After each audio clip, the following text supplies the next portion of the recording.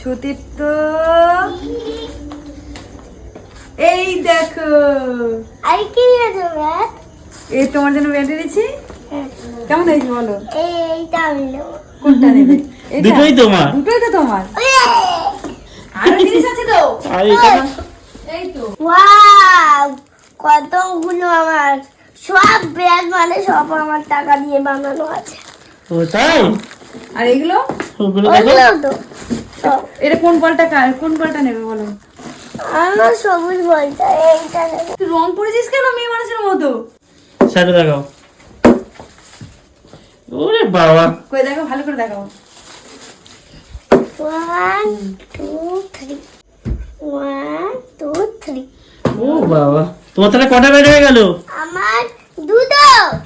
দুটো? এই দেখ। ও হচ্ছে ওর কাজ শুরু করেছে।